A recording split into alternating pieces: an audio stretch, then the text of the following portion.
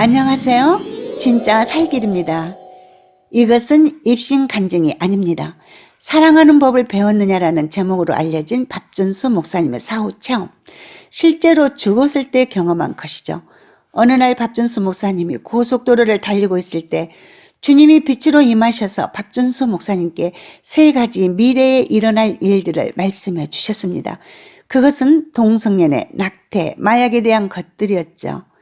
주님이 박준수 목사님께 알려주신 내용을 사탄이 알고 박준수 목사님을 찾아와서 주님께 들었던 것을 절대로 세상에 알리지 못하게 했습니다.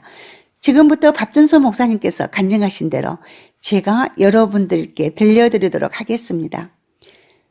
사단이 저에게 와서 말했습니다. 내가 지금 들었던 이 비밀들을 사람들에게 알리지만 않는다면 나는 내가 그 어떠한 표적과 기사와 이적을 행한다고 하더라도 전혀 상관하지 않고 너를 방해하지도 않겠다. 그때 저는 사단에게 대답했습니다. 너는 나와 전혀 상관이 없는 존재다. 나는 너에게 속한 존재가 아니다. 그리고 나는 이 예언의 말씀들을 세상을 향해 선포하는 것에 대해 전혀 두려워하지 않는다 라고 말했습니다. 그리고 나서 저는 그날 아침에 저희 친구들 여러 명에게 전화를 해서 제가 받았던 그 예언의 말씀들을 나누었습니다. 그리고 저는 제 아들과 같이 일을 하기 위해서 집을 나서게 되었습니다. 저는 그 당시 벌목하는 일을 하고 있었습니다. 제가 일을 시작한 지 30분 정도 지나서 아주 극심한 고통이 찾아왔습니다. 그 고통은 허리 아래쪽에서 시작되었는데 저의 몸은 돌처럼 굳어졌습니다. 그래서 아들이 저를 데리고 집으로 왔다가 다시 병원으로 데리고 갔습니다. 그때 병원에서 진단하기를 아직까지 이런 종류의 병을 본 적이 없지만 아주 심각한 상태에 틀림이 없다고 말했습니다. 그리고 즉시 저를 입원시키기를 원했습니다. 그렇지만 저는 병원에 입원하기를 원치 않았습니다. 제가 죽더라도 병원이 아닌 제 침대에서 죽고 싶습니다라고 말했죠.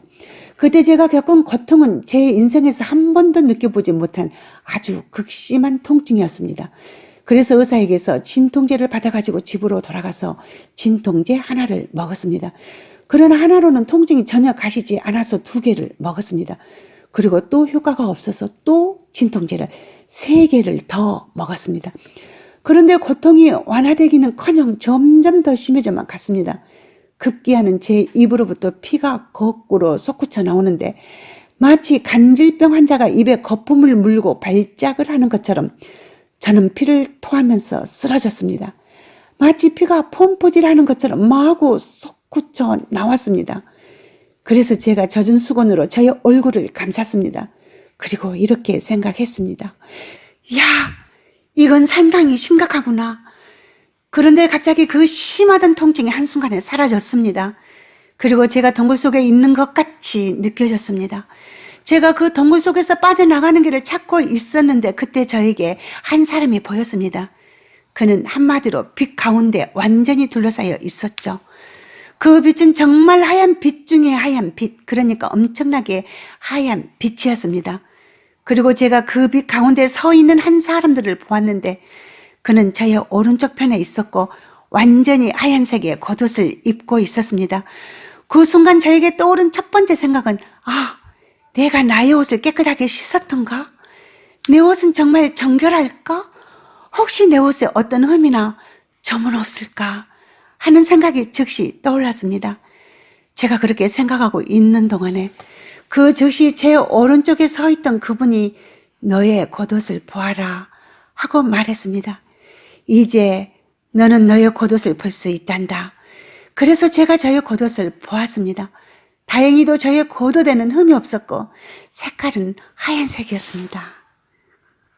그리고 저의 오른쪽에 서 계셨던 분은 보혜사 성령님이셨는데 그분과 저는 함께 걷기 시작했습니다. 그리고 저는 그 덩굴 밖으로 빠져나왔습니다. 그때 저에게 든 생각은 오늘이 내가 지금까지 살아본 날 중에서 가장 최고의 날이구나. 이제 드디어 내가 주님이 계신 곳으로 되돌아가는구나. 게다가 내가 입고 있는 겉옷이 깨끗하기까지 하다니 라는 것이었습니다. 제가 동굴에서 빠져나오자마자 순간적으로 저의 몸이 빛으로 감싸졌습니다. 그때 저의 느낌은 지금까지 한 번도 느껴본 적이 없는 무엇이라고 표현하기 힘들 정도로 좋은 느낌이었습니다. 그리고 그 순간에는 세상에서 제일 사랑을 많이 받고 있는 사람처럼 느껴졌습니다. 마치 제가 사랑이라고 하는 그런 포근한 담요에 쌓여 있는 듯한, 번데기가 그 껍질 속에서 보호받고 있는 듯한 그러한 평안과 충족감이 밀려왔습니다. 그리고 그곳에 있던 새하얀 빛이 저를 감쌌습니다. 제가 이 땅에서는 한 번도 경험해 볼 수 없는 그런 놀라운 경험들을 하게 되는 순간이었습니다. 그런데 그런 행복하고 평안한 느낌이 시간이 지날수록 점점 증가되는 것이었습니다. 제가 도저히 그 느낌을 그 어떤 것과도 비교할 수가 없었습니다. 그래서 제가 얼굴이 없는 분이신 성령님께 물었습니다. 저는 예수님의 얼굴은 계속 배웠지만 성령님은 항상 얼굴이 없는 모습으로 나타나셨습니다. 제가 지금 느끼고 있는 이것은 어떤 것인가요? 그랬더니 성령님께서 저에게 그것이 바로 하나님의 영광이다 라고 가르쳐 주셨습니다. 그래서 제가 이렇게 물었습니다. 제가 왜 이렇게 안정감을 느끼고 사랑을 느낍니까? 그랬더니 성령님께서 그것이 하나님의 사랑이다 라고 가르쳐 주셨습니다. 그래서 제가 어떻게 하나님의 영광이 하나님의 사랑과 같을 수 있습니까? 라고 여쭈었습니다. 그런데 요한복음 17장에 그것을 설명하고 있었습니다. 하나님의 영광은 하나님의 사랑이며 그것이 우리를 감싸고 있다고 말씀하고 있습니다. 그 후 저는 그 하얀 옷을 입고 있던 분이신 성령님과 함께 걷기 시작했습니다. 그분이 저를 빛 가운데로, 하얀 빛 가운데 더 하얀 빛이 있었던 그곳으로 인도했습니다. 그것은 그 당시 죽은 전체 인류 중 겨우 2%의 사람들이 그 줄에 서 있었습니다. 그때 저는 제 옆에 다른 줄에 대해서 궁금해졌습니다. 그 줄은 제 왼편에 있었습니다. 그 왼쪽의 줄은 카트에 바퀴가 달려있는 것처럼 모두 다 그런 바퀴가 달려 있었습니다. 오른쪽 줄에 서 있던 저는 이 땅에 사는 동안에 하나님을 경배하고 섬겼던 사람들이 주님이 계신 천국으로 가고 있었습니다. 그러나 왼편 줄에 서 있던 사람들은 그들이 섬기던 우상들에게로 가고 있었습니다. 그들이 경배했던 우상신, 그들이 섬겼던 우상신과 함께 그들은 지옥으로 가고 있었습니다. 제가 한 남자를 보았는데 그 사람은 온몸이 1달러짜리 지폐로 완전히 감싸여 있었습니다. 왜냐하면 그 사람이 섬기고 경배하던 신은 바로 돈이었습니다. 제가 또 다른 남자를 보았는데 그 사람은 풀 같은 것으로 감싸져 있었습니다. 이 사람은 자기가 가꾸던 정원을 너무도 사랑하고 경배했습니다. 그리고 또 다른 사람을 보았는데 그의 팔에는 온통 주사바늘이 꽂혀 있었습니다. 그 사람은 마약을 숭배했던 사람이었습니다. 그래서 그 사람은 그가 섬겼던 마약과 함께 지옥을 향해 가고 있었던 것이었습니다. 제가 또 다른 사람을 보았는데 그의 머리에는 위스키병이 솟아 나와 있었습니다. 그 사람의 신은 바로 위스키 술이었던 것입니다. 그는 그 위스키 술을 자신의 하나님으로 섬겼던 사람이었습니다. 그런데 이 모든 것 가운데 가장 저에게 충격적인 것이 있습니다. 한 사람의 머리를 보았는데 그 사람의 머리는 엄청나게 컸습니다. 마치 1000파운드나 나가는 아주 무거운 호박덩이 같이 그의 머리가 컸습니다. 그러니까 그 사람의 신체가 온통 머리뿐인 것처럼 보였습니다. 그래서 제가 성령님께 물었습니다. 도대체 저 사람이 섬기던 신은 어떤 존재입니까? 그랬더니 성령님께서 대답해 주셨습니다. 그는 자기 자신이 바로 하나님이었다. 그는 무신론자였다. 무신론자들에게도 섬기는 신이 있습니다. 바로 자신이 그들에게 신이 되었던 것입니다. 그리고 그는 영원의 시간 동안 그가 섬겼던 그 자신의 하나님과 함께 지옥에서 보내게 되는 것이었습니다.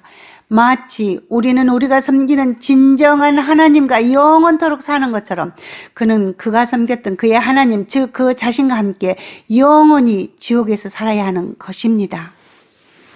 지옥으로 향하여 가고 있는 거기 갔던 모든 사람은 하얀 빛 가운데 감춰져 있는 사람을 보았습니다. 그런데 신기한 것은 그들이 무엇을 생각하는지 제가 들을 수 있었습니다. 그때 제가 들었던 그 사람들의 생각 중에 일부가 이렇습니다. 지옥으로 향하는 그 모든 사람들이 그 하얀 빛 가운데 감춰져 있던 그 남자를 보고 이분에 대해서 내가 땅에서 살았을 때 분명히 들은 적이 있다. 이분에 대해서 분명히 내가 전에 들었다. 그러나 내가 이분을 거부했다. 라는 생각이 들려온 것입니다. 그래서 바퀴를 타고 지옥으로 향하는 이들이 그 빛에 쌓여있는 분에 의해서 거절을 당하고 그분을 지나자마자 밑으로 그야말로 형언할 수 없는 어둠 속으로 빨려 들어가는 것을 보았습니다. 그런데 그들이 섬겼던 자신들의 하나님과 함께 그 어둠 속으로 빨려 내려갈 때 그들이 이 땅에서 섬겼던 그들의 신이 영원히 그들을 괴롭히는 신이 되고 있었습니다. 저는 너무 비참한 마음이 들어서 더 이상 지옥을 향하던 사람들의 행렬을 바라볼 수가 없었습니다. 그래서 다시 제가 서 있던 오른쪽 줄에서 무슨 일이 일어나고 있는가를 살펴보았습니다. 그때 저는 굉장히 덩치 큰 흑인 여인을 보았습니다. 그녀의 주위에는 100명 정도의 천사들이 그녀를 호위하며 함께 있었습니다. 제가 성령님께 물었습니다. 도대체 이 여인이 어떤 사람입니까? 그랬더니 성령님께서 가르쳐 주셨습니다. 그 여인은 아주 위대한 복음 전도자였다. 그리고 100명의 천사들이 이 여인과 함께 있었다. 이 천사들이 이 여인이 땅에서 그의 사역을 마칠 수 있도록 도와주었었다.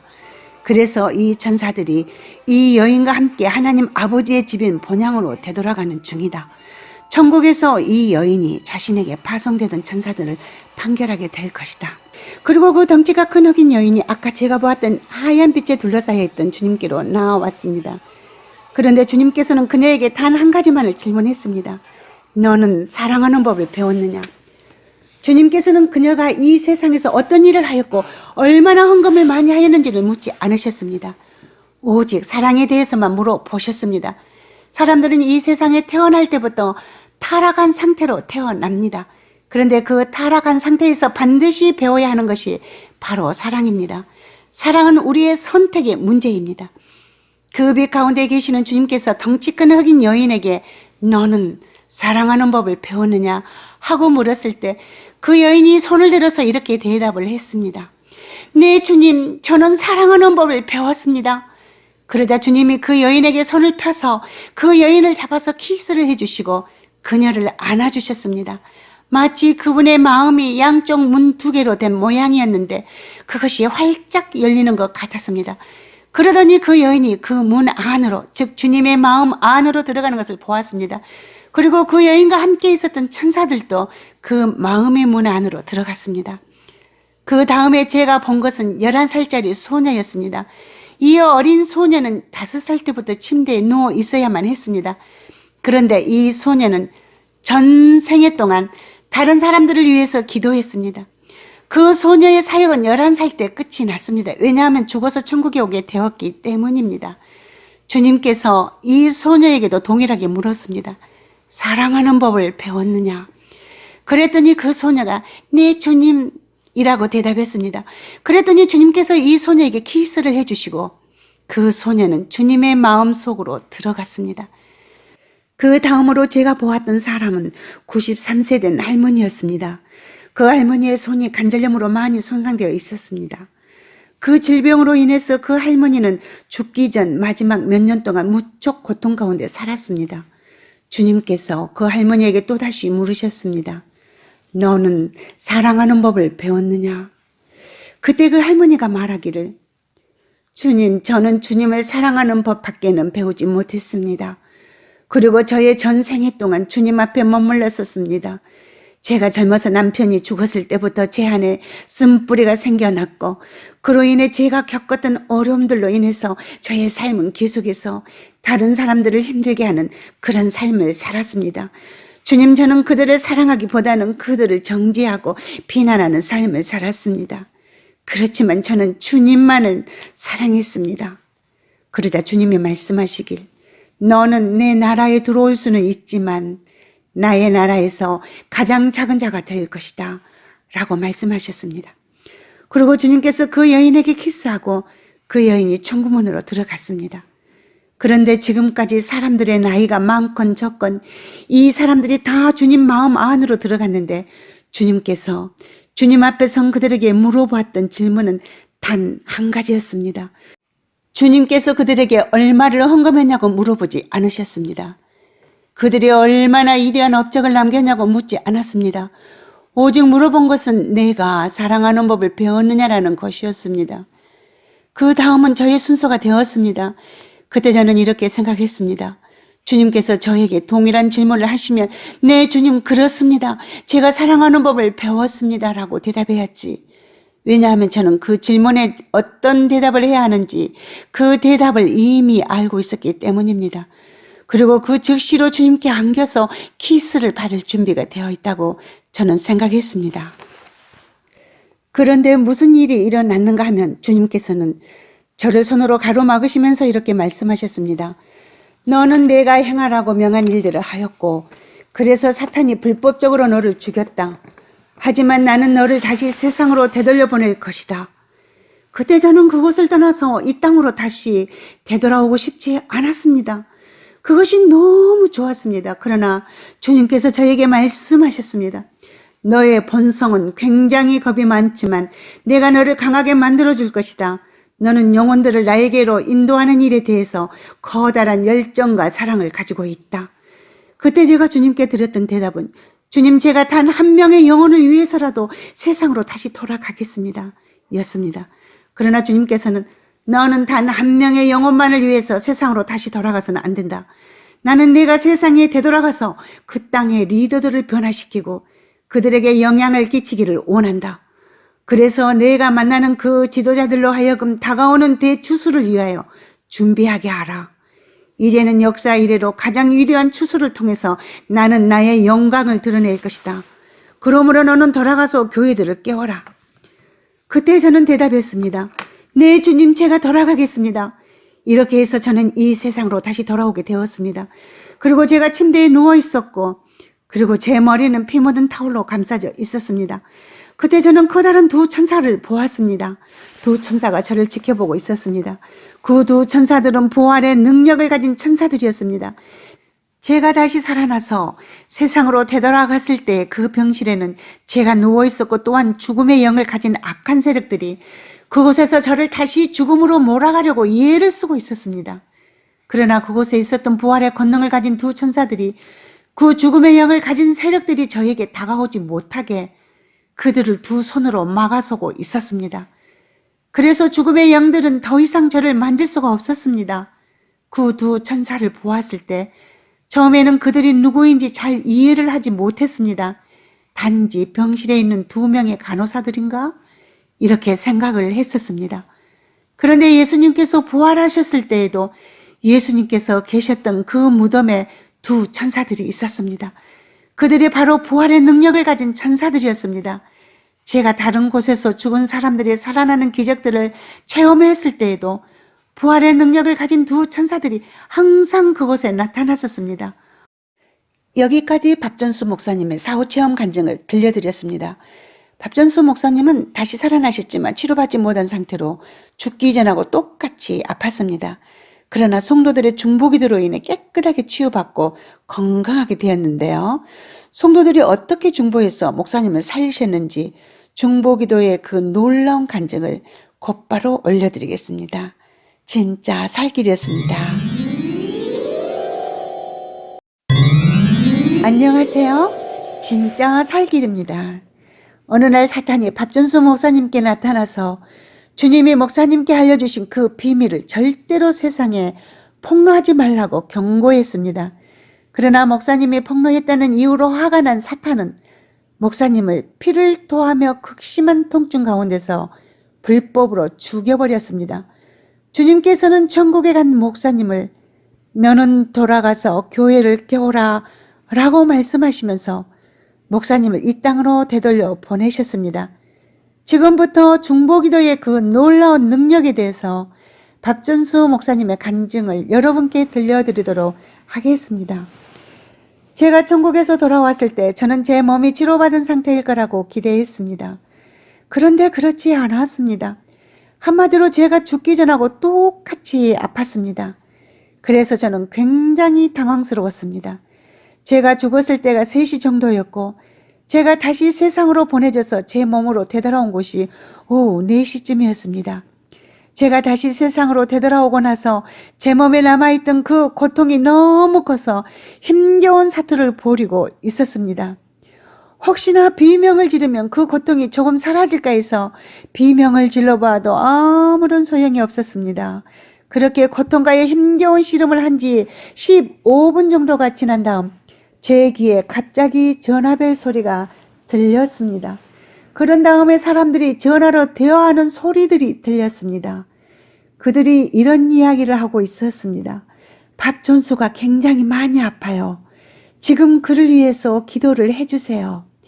그리고 그들이 저를 위해서 중보기도를 시작하자마자 어떤 방법도 통하지 않을 것 같았던 저의 그 심하던 통증은 기적적으로 점점 가라앉기 시작했습니다. 그때는 금요일이었습니다. 그리고 1시간쯤 지나서 교회의 교인들 중 100명의 사람들이 저를 위해서 기도하고 있었습니다. 그때는 제가 확연하게 나아진 것을 느낄 수 있었습니다. 그리고 저의 모든 통증이 사라졌습니다. 제가 침대에서 일어나서 걸어 다니기에는 저의 몸이 너무 약한 상태였지만 통증은 다 없어졌습니다. 우리 교회 성도들이 그룹을 지어서 찾아와서 저를 위해서 기도하고 있었습니다. 제가 아주 좋아지는 것을 느꼈죠. 그럼에도 그때까지는 제가 침대에서 일어나서 자유롭게 거동할 수는 없었습니다. 금요일 저녁에 몇 번에 걸쳐서 우리 교회 성도들이 저를 위해서 기도해 주었습니다. 그런 다음에 새벽 2시쯤에 마지막으로 저를 위해서 순서를 정하여 중보 기도하던 마지막 중보 기도자가 잠이 들었습니다. 그래서 저는 생각했습니다. 아이고, 오늘 밤에는 중보 기도할 사람이 없으니 통증이 다시 몰려와서 내가 너무 힘들겠구나. 그런데 그때 저는 알람 시계가 울리는 소리를 들었습니다. 그것은 우리 교회에 출석하는 어떤 나이가 많은 여인의 알람 시계 소리였습니다. 그녀의 직업은 교회 사무실을 청소하시는 것이었습니다. 그러다 보니 그녀는 자주 씻어서 깔끔한 모습이 아니었습니다. 게다가 옷을 예쁘게 입지도 않았고 얼굴이 예쁜 것도 아니었습니다.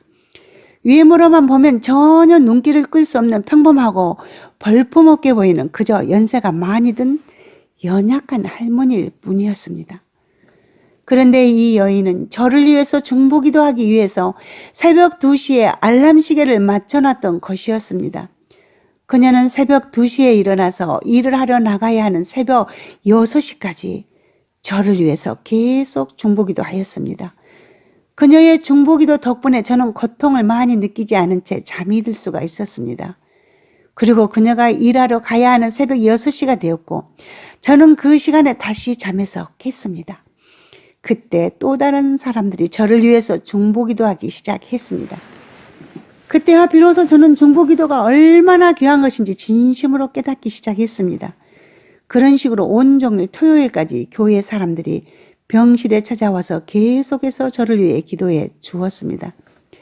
계속해서 저의 몸이 나아지는 것을 느꼈습니다. 토요일 이후에도 계속해서 밤까지 저를 위해서 기도해 주었고 저의 통증이 점점 없어졌습니다. 이제 토요일 저녁이 지나고 또다시 새벽 2시가 되었습니다. 그랬더니 그 나이든 여인의 알람 시계가 또 울리기 시작했습니다. 또다시 그녀가 저를 위해 중보기도 하기 시작했습니다. 그래서 제가 6시까지 잠들 수가 있었습니다. 그런데 주일날 아침 6시쯤 되어서 다시 통증이 돌아왔는데 그 이전보다 더 심한 통증이 다시 느껴졌습니다. 그때 주님께서 중보기도에 대해 아주 중요한 말씀을 저에게 해주셨습니다. 한 주일 동안의 기도가 가장 약할 때에는 주일날 아침이라는 것이었습니다. 왜냐하면 대부분의 사람들이 교회 갈 준비를 하느라고 기도를 하지 않기 때문이라고 하셨습니다. 정말 아무도 기도하지 않았기 때문에 그 시간에 저의 상태는 가장 최악이었습니다. 그때 제 아내가 들어와서 나의 옷을 갈아입혀서 교회에 갈 준비해도 되겠냐고 물어보았습니다. 그래서 제가 대답했습니다. 나는 더 악화되었어. 나는 정말 그 이전보다도 더 악화됐어. 물론 내가 다시 죽게 되지 않는다는 걸 알지만 이 통증이 정말로 너무 심해. 내가 아무래도 실수한 것 같아. 내가 교회 10시 반까지 간다고 했는데 차라리 9시 반까지 간다고 해야 됐는데 내가 잘못 생각해서 라고 말했습니다. 그러던 중 10시 5분이 되었습니다. 그런데 그때 제 몸이 정상으로 돌아왔습니다. 통증이 완전히 없어졌습니다. 그때 저의 몸에서 녹색의 그 뭔가가 빠져나갔습니다.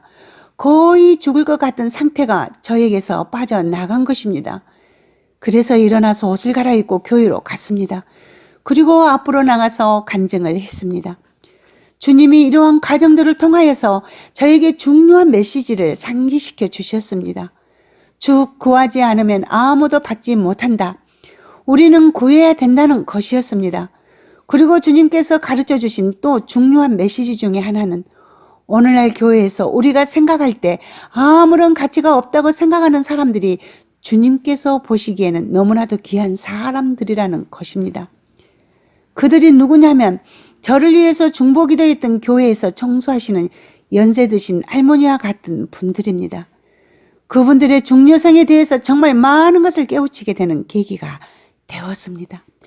보통의 교인들은 그 할머니를 아무런 가치가 없다고 여기지만 주님께서는 그 여인을 너무도 소중한 존재로 생각하시며 귀하게 여기신다는 사실입니다. 그날 이후로 저는 그 할머니께서 얼마나 귀하신 분인지 주님의 뜻에 전적으로 동의하게 되었습니다. 그렇습니다. 그 할머니는 너무도 귀하신 분이십니다. 이제 우리는 서로에 대해서 어떻게 생각하고 판단할지에 대해서 굉장히 조심해야 합니다. 왜냐하면 우리 모두는 다 주님 안에서 한 몸을 이루는 지체들이기 때문입니다. 여기까지 박준수 목사님의 간증을 들려드렸습니다. 구하지 않으면 우리는 받지 못한다. 우리는 구해야 된다.